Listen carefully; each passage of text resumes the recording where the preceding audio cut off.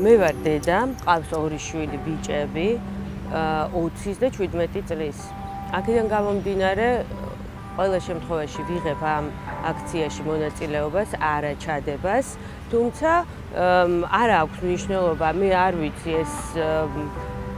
ესეთი ფაქტები დღეს ხდება თუ არა და ძალიან დიდი იმედი მაქვს, რომ პრევენციული სახე ექნება ამ აქციას და არა კონკრეტულ ფაქტებს ვაპროტესტებთ, მაგრამ ყოველთვის მივიღებ ამ აქციაში მონაწილეობას იმიტომ, რატომაც ვთქვი, არა ჩადებას.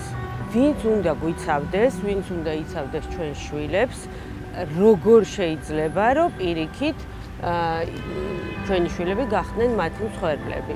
ეს გამორიცხულია, ეს დაუშვებელია და ყველამ ერთად უნდა გავაპროტესტოთ ესეთი რაღაცები.